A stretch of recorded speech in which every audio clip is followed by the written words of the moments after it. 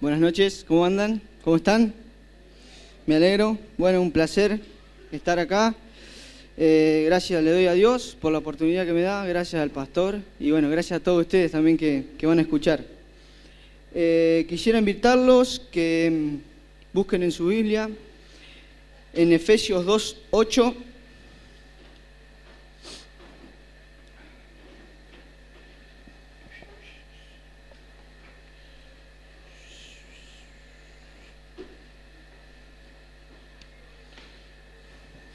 ¿Lo tienen?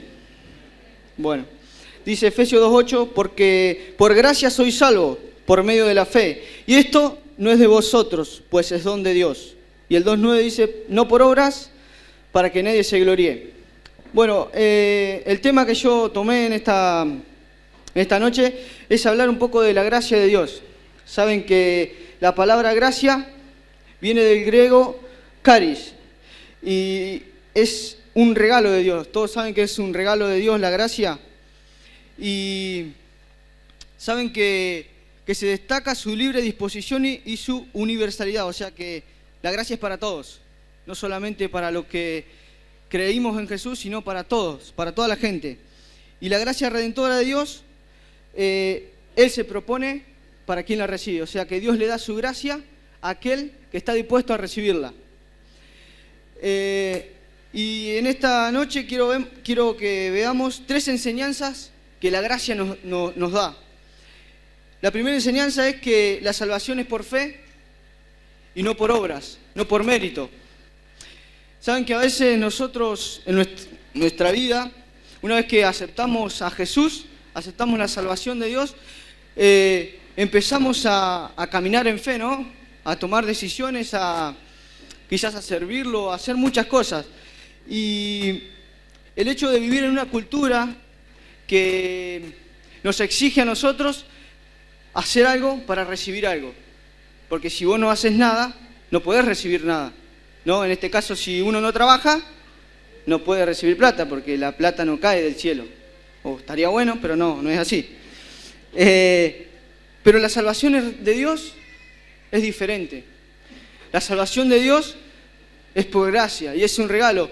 Y saben que yo en mi vida acepté al Señor y Dios me cambió la vida completamente, pero llegó un momento de mi vida que no entendía la gracia de Dios, no entendía el regalo que Dios me había dado. Y pasaba mi vida cristiana, ¿no? Con acciones, con buenas obras, viniendo a la iglesia, yendo a la célula, cuando me necesitaban estaba. Y a veces eso se torna muy rutinario y le perdemos el sentido a lo que es la gracia de Dios, le perdemos el sentido a la salvación de Dios. Y creemos que por nuestras buenas acciones, ¿no?, recibimos ese regalo de Dios. Y no es así. La gracia es gracia. Y acá dice en el 2:9, dice que en el 2:8, perdón, que somos salvos por gracia y que es por la fe y no por las obras. O sea que ninguno de nosotros podemos salvarnos a nosotros mismos, porque no se puede. Saben que los fariseos tenían un problema, y este era el problema de los fariseos, que se creían merecedores de algo, se creían merecedores de la gracia de Dios, por ser hijos de Abraham. Ellos decían que eran hijos de Abraham, que eran el pueblo que Dios había escogido, y ellos eran el remanente que había quedado, y por eso se creían muy merecedores de esa gracia, de esa salvación. Y a veces nos pasa a nosotros, no conscientemente, sino inconscientemente, que vivimos una vida cristiana pretendiendo merecer la gracia de Dios. Y cuando nosotros pretendemos merecer la gracia de Dios, ya no es gracia, porque es obra, ¿no? Porque yo hago algo por Dios, yo vivo una vida santa por Dios. ¿Por qué? Porque si no, a veces digo, bueno, voy a la iglesia porque está el pastor, y cuando no está el pastor no vengo. Un ejemplo, ¿no?, que sucede a menudo, en muchos lados, acá no. Y entonces voy a la célula porque, bueno, no sé, voy, porque mi líder de célula, si no, le va a contar a alguien, y bueno, dice. y hago todo lo que hago en mi vida por mis méritos. Y pierdo el sentido de que Dios me amó y pierdo el sentido de que es un regalo y empiezo a no disfrutarlo. Segunda de Timoteo 1:9, no lo busquen, yo si quieren los leo. Dice, quien nos salvó y llamó con llamamiento santo, no conforme a nuestras obras, sino según el propósito suyo y la gracia que nos fue dada en Cristo Jesús antes de los tiempos de los siglos. O sea que Dios nos salvó no conforme a nuestras obras, porque si fuera conforme a nuestras obras, Cristo no tendría que haber muerto, porque nos podríamos haber salvado nosotros mismos. Pero no, Cristo tuvo que morir para que nosotros podamos tener esa salvación por medio de Él. Y dice que nos llamó no conforme, no conforme a nuestras obras, según su propósito. O sea que Dios quiso que vos seas salvo, ¿no? ¿Está bien? Y esa gracia nos fue dada en Cristo. O sea que por medio de Cristo yo soy salvo. Sin Cristo no soy salvo. ¿Todos tienen a Cristo? Bueno, y al que no lo tenga, que lo reciba, porque si no, no hay salvación, no hay otro medio. Timoteo 2 también dice, 2:6, que hay un solo mediador y un solo Dios entre Dios y los hombres, y este es Jesucristo. O sea que si no tenemos a Cristo, no somos salvos. Y aquel que no lo tiene, tampoco lo es, ¿no? Otra cosa que nos enseña la gracia es que el amor de Dios no cambia. Y este es un problema para nosotros, ¿no? Efesios 2:4 dice, pero Dios, que es rico en misericordia por su gran amor, con que nos amó, aun estando nosotros muertos en pecados, nos dio vida juntamente con Cristo. Por gracias sois salvos. Y esto a mí me cambió mucho la vida, el entender de que Dios me ama, y Dios me ama no depende de mí, no depende de cómo yo esté, no depende de si oro o no oro, si yo leo la Biblia o no la leo. Con esto no quiero decir que ahora, bueno, no leo la Biblia, no oro, chao, no, tampoco. Pero a veces nosotros hacemos las cosas por rutina, porque digo, tengo que orar, tengo que leer la Biblia.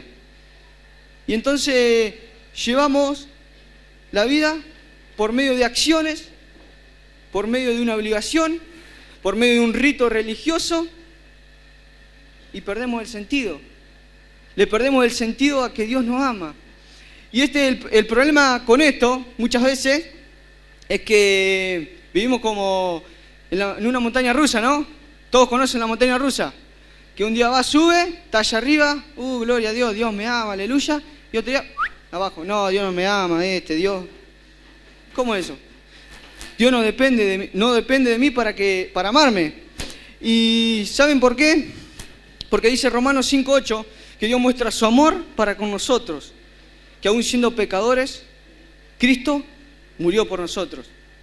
Y el amor de Dios viene por su gracia.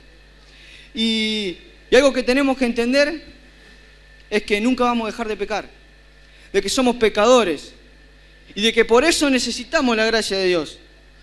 Porque si vos no entendés que sos un pecador, no recibís la gracia, porque lo estás haciendo por obra, porque te crees que porque haces las cosas bien, Dios te va a amar más o te va a amar menos, pero Dios te ama igual, ¿no? Algo que a mí me cambió mucho la vida fue entender esto, entender que Dios me ama y entender que el sacrificio de Jesús abarca mi pasado, abarca mi presente y abarca mi futuro. El sacrificio de Cristo es completo,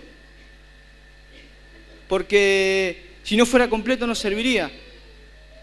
Antes los judíos sacrificaban animales para acercarse a Dios, pero eso era insuficiente, eso no servía, era inservible. Por eso Cristo tuvo que morir, para entender que su amor y su sacrificio abarca toda nuestra vida, y entender de que en su omnisciencia, Dios lo sabe todo, en su omnisciencia Dios ya sabía que vos en un momento ibas a estar alejado de Él, que vos ibas a vivir una vida indiferente a Él, que en algún momento vos lo ibas a recibir en su corazón y ibas a comenzar una vida con Él. Pero Él también sabía que algún día vos ibas a pecar. Y en ese momento, Él decidió morir igual. Él decidió amarte igual y morir. Por eso es gracia. Por eso es algo que uno no lo puede entender, que le cuesta un montón, que no se entiende. Como un Dios que siendo Dios, dice Filipenses, se hizo hombre para morir en la cruz, para humillarse y para después darnos vida. Y cuando vos entendés que el amor de Dios no cambia, que el amor de Dios no depende de vos, que por más que vos tengas dificultades, debilidades, Dios te va a seguir amando igual. Porque si vos vivís la vida pensando de que porque, no sé, te comportás bien, venís a la iglesia, vas a la célula, no decís mala palabra, no sé, lo que sea, no cruzar un semáforo en rojo, ahí, bueno, lo dejamos para otro día. Dios me va a amar menos o no me va a amar. Y esto es lo bueno de la gracia de Dios, que Dios me ama igual.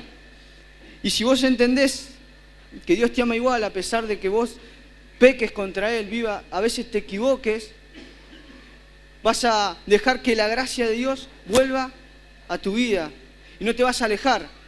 Porque lo que pasa cuando vos no entendés que la gracia de Dios es un regalo y que Jesús te ama igual a pesar de que vos peques, hace que cuando vos pecás te sentís mal, sentís que le fallaste a Dios, sentís que Dios no te ama más y te alejás de Dios.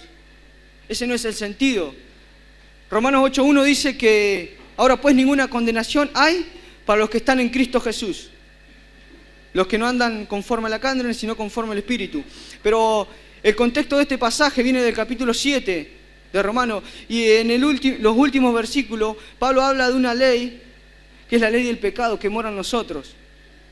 Y me encanta eso porque él dice que en eso expresa que él quiere hacer, el deseo de hacer lo bueno está en él, pero no al hacerlo. Y habla de algo que está en nuestro corazón y que está latente día a día y que todos los días luchamos. Es el hacer lo malo, el pecar, el desobedecer a Dios. Está en nosotros todos los días.